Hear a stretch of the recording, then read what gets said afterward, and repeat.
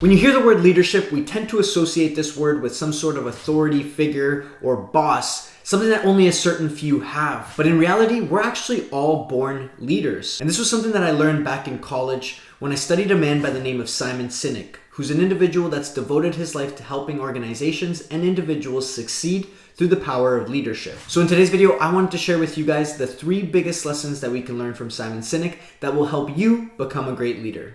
Let's get into it. So as I just mentioned, we are all born leaders. At the end of the day, every leader is once a follower and every follower is once a leader. And that's why it's so important for us to learn what makes a good leader. And with that being said, let's get into lesson number 1, be willing to ask for help. The biggest lesson I learned was, thank goodness I learned it pretty early on, which is, and I think a lot of business owners make this mistake, which is because I was the boss, in my own mind. Yeah.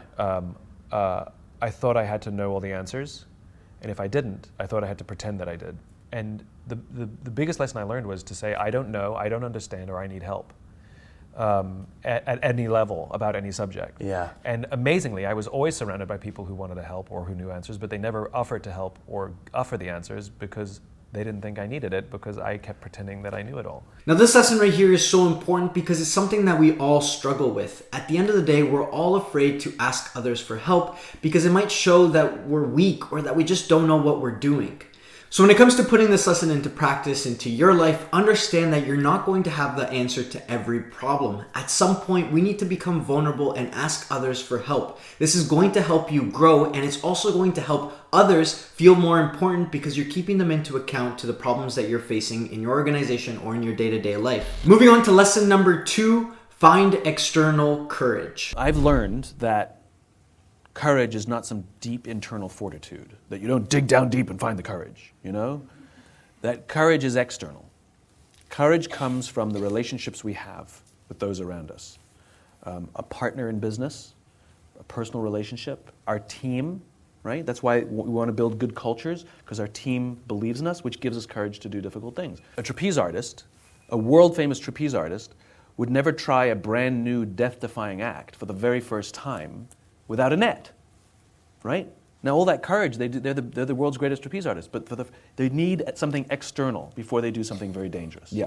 And it's the same for the rest of us. So when we have someone who says, I believe in you, I got your back, even if this doesn't work out, I'm here with you. Now this lesson right here is a lesson that I really resonated with because growing up, I was always told that there was something about the way that I talk that inspires and moves people and that I should consider a career in public speaking. And even in high school, we had to do this one assessment that would show you different career paths that you should consider. And my number 1 was always public speaking. Number 2 was teaching. And number 3, as you can assume, it was modeling. But right now, my main focus is being able to teach you guys the lessons that I've learned growing up. So let's stick to that for now. But jokes aside, this is just an example of how you can find external courage in order to help build the vision for your future. You see, at the end of the day, I might have never really considered a career path in public speaking or in teaching if it wasn't for having other individuals tell me that this was something that I was good at or something that I should consider pursuing. So when it comes to your goals, your dreams, or even becoming a leader, focus on what other people are giving you for feedback and use this feedback in order to build that future vision.